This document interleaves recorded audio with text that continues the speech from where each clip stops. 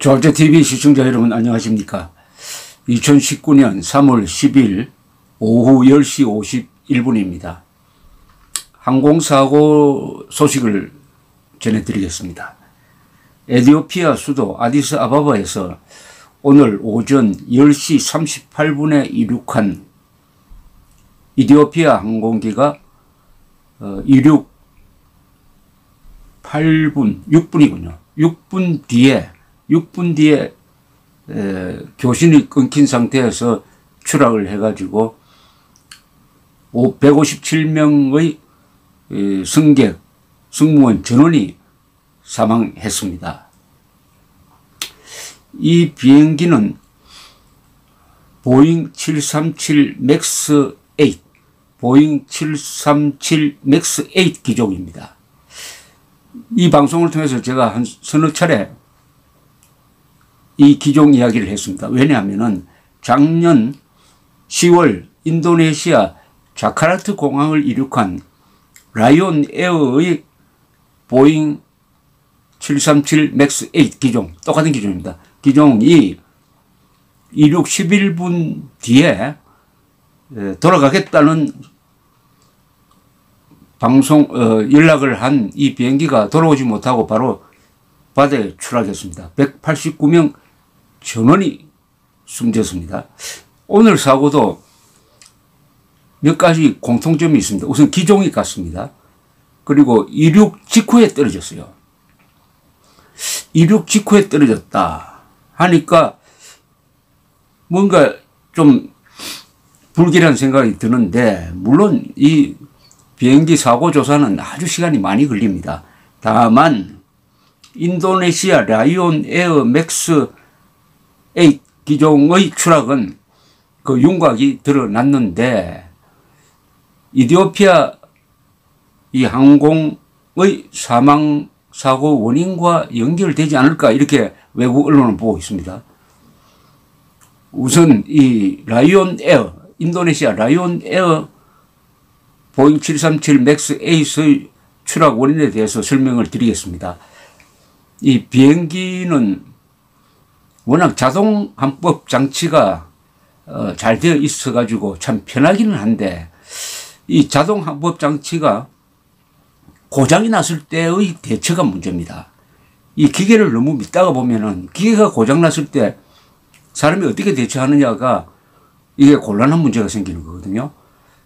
그것과 연관됩니다. 이게 보잉 737 맥스 8이라는 비행기는 지금 세계에서 제일 잘 팔리는 비행기입니다. 이 보잉 737은 뭐 중거리를 뛰는 주로 비행기인데 한 200명 정도 태우는 비행기입니다. 그런데 이게 연료 대비 이 효율성이 너무나 좋아가지고 아주 인기 있는 비행기인데, 최신 버전이 바로 737 맥스 8입니다. 맥스 8. 이 맥스 8을 만들어낼 때 무선 장치를 하나 새로 달았습니다. 그게 실속 자동 방치 장치. 실속 자동 방치를, 비행기가 이렇게 가다가 이렇게 기수가 들리는 경우가 있습니다. 여러 가지 이유로. 기수가 들렸을 때 어느 각도 이상이 되면은 비행기가 실속에서 떨어져 버립니다. 이렇게. 그걸 영어로는 스톨이라고 그래요. 스톨. 이 각도가 이렇게 날아가야지 이렇게 되면 떨어집니다. 그러니까 이렇게 됐을 때 자동적으로 비행기를 기술을 낮춰주는 실속 방지 장치죠. 실속 방지 장치. 이 737 맥스 8에는 이 실속 방지 장치가 달려 있어요. 달려 있는데, 그럼 이게 오작동을 한 것 같습니다. 라이온 에어, 인도네시아는 어떻게 오작동을 했느냐. 이제 이륙을 해서 쭉 비행기가 고도를 높였는데 이게 정상적으로 가고 있었어요. 인도네시아 비행기는 정상적으로 가고 있었는데 자꾸 이렇게 들린 것처럼 신호가 들어오는 거예요.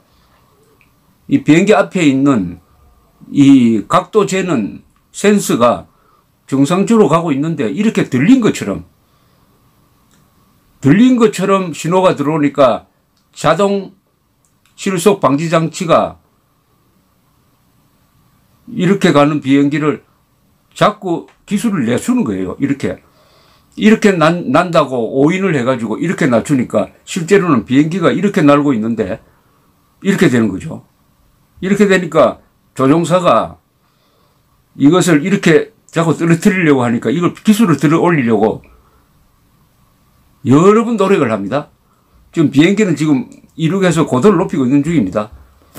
자꾸 이 비행기를 자동 실속 장치가 이 오작동을 해가지고 이렇게 하니까 조종사는 이렇게 들어 올린다고 한 20번쯤 노력을 하다가 끝내 기계의 힘을 못 이겨서 이렇게 추락을 하고 말았습니다.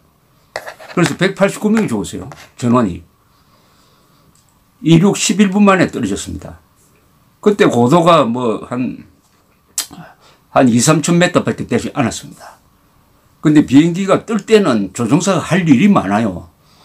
그 바쁜 중에 오작동을 해가지고 자꾸 이렇게 비행기를 꼬라박도록 만드는 이렇게 오작동을 할 때는 어떻게 대응을 해야 하느냐를 잘 몰랐던 것입니다. 여기에 이제 문제가 있습니다. 이 비행기를 설계해가지고 만든 보잉 회사에서는 737 맥스 8이라는 이 비행기를 팔기 위해서 새 비행기가 도입되면은 항공사에서는 조종사들을 다시 훈련을 시킵니다. 그 비행기에 익숙해지도록 훈련을 시키면 어떻게 되느냐. 그만큼 비행 시간이 줄어드는 거죠. 그리고 조종사들은 상당 시간을 거기에 투입해야 합니다. 여러 가지로 비행회사의 수익에 문제가 생깁니다. 그러니까 보잉 737 과거형이 있으니까 과거형대로 하면 되지. 이거는 새로 훈련을 할 필요가 없다. 신종 기종이지만은 대부분이 과거의 항법 장치 그대로니까 새로 훈련 안 해도 된다.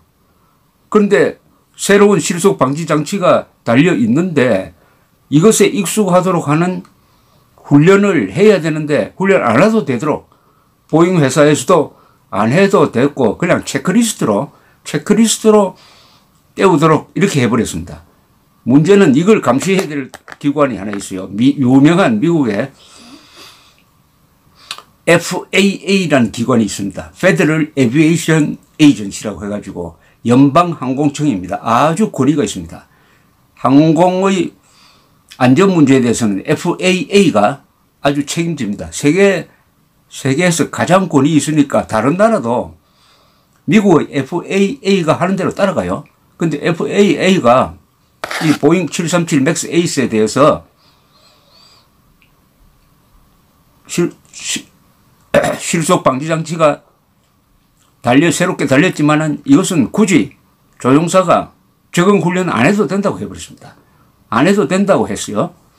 그러다 보니까 유럽에 있는 비행사들도 뭐 미국 FAA가 오죽 잘 하겠느냐 해서 유럽에 있는 비행사들도 항공사들도 다 따라가고 했는데 다만 한 나라가 있습니다.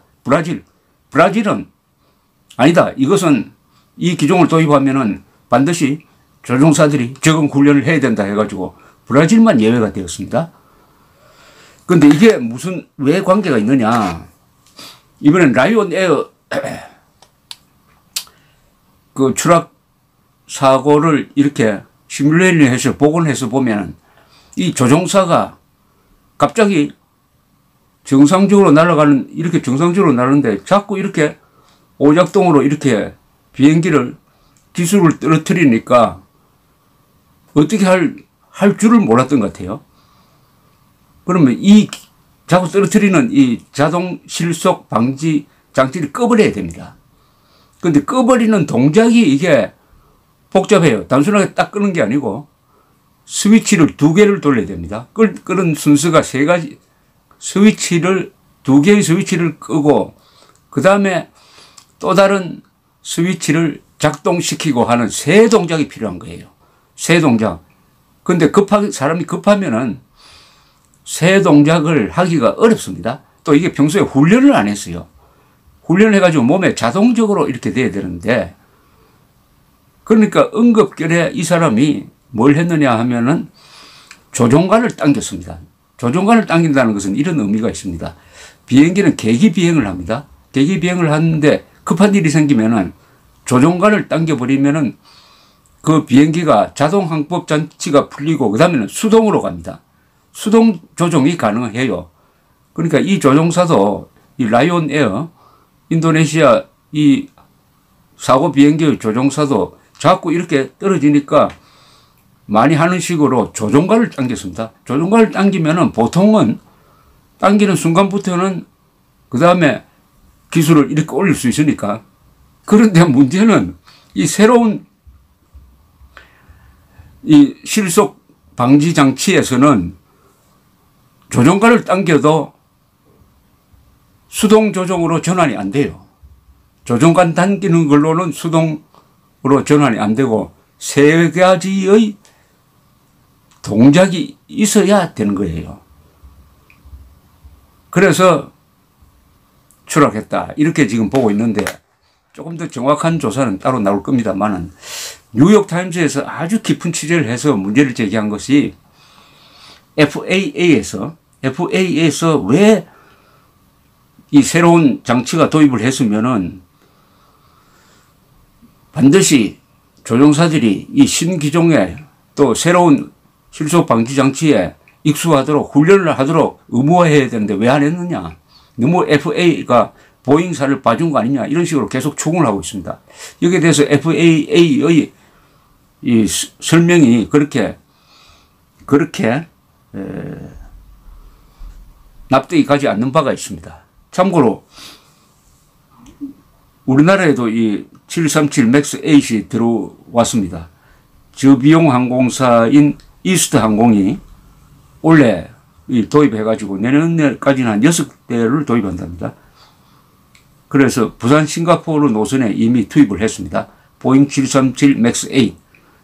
이스트 항공뿐만 아니라 세계 여러 곳에 이 비행기가 뜨고 있습니다. 뜨고 있는데 조종사들이 보잉 말만 믿고 이것은 새로 교육받을 필요 없다 해가지고 그런 상황이 되었을 때 어떻게 대처해야 될지 충분히 알고 있느냐 해서 조종사들은 불만이 많다고 그래요. 조종사들은 이 항공사고를 막으려면은 머리 아는 걸로만은 안 됩니다. 체크리스트를 쭉 해가지고 이런 경우에는 어떻게 동작한다. 서류만 가지고는 안 돼요. 반드시 시뮬레이션을 해야 됩니다. 그런 상황을 딱 만들어 놓고 시뮬레이션 하면서 조종실과 똑같은 시뮬레이터가 있습니다. 거기서 여러 번 훈련을 해야 자동적으로, 몸이 자동적으로 움직여야 됩니다. 왜냐하면 비행기가 뜰 때, 순항 고도로 갈 때는 아직도 한 3만 피트 여유가 있으니까 대처할 시간이 충분하지만 비행기가 막 떠가지고 좀 고도를 높이고 있을 때 이런 사고가 나면은 조종사는 머리로 생각하는 것이 아니라 자동적으로 몸이 대응해야 되는데 그러려면 훈련을 해야 되는데 훈련을 안 받았다 이거죠. 훈련 받을 필요 없도록 생략을 해버렸다 이거죠. 그러면 이 이디오피아 항공사도 6분 만에 떨어졌습니다. 이것이 무슨 원인인지는 잘 모릅니다. 이번에 6분 동안 쭉 날아간 걸 보면은 라이온 에어는 이 항적을 그리면은 비행기가 이렇게 날다가 갑자기 이렇게 됐다가 다시 세우고 이걸 한 20분쯤 했더니 항적이 쭉 이렇게 나오는데 이번에 이디오피아 항공사는 그냥 쭉 올라가다가 푹 떨어지다 그래요. 그래서 실속 방지 장치 사고는 아닐 것이라는 또 전문가 이야기가 있습니다. 그러나 어쨌든 같은 기종에다가 이륙 직후에 떨어진 점이 같으니까 이런 연관성을 생각해야 되는데 설사 라이온 에어 사고와 이번 이디오피아 항공사 사고가 무관하다고 하더라도 이 보잉과 FAA의 이 안전에 대한 대책은 상당히 문제가 있다고 봅니다. 문제가 있다고 보는데 문제는 한국에서도 이 비행기를 도입을 했는데 우리 국토건설부에서 비행 허가를 내주었습니다. 우리 기자가 안전하느냐고 물으니까 국토부의 설명은 미국 FAA가 아직까지 비행 중단을 시킨다든지 어떤 보안 조치를 하는 지시가 없으니까 우리는 FAA를 믿고 증명서를 내주었다. 취향 증명서, 감항 증명서라고 그러는데요. 내어주었다는 대답이었습니다. 그건 이해는 갑니다. 다른 나라도 FAA를 따르니까.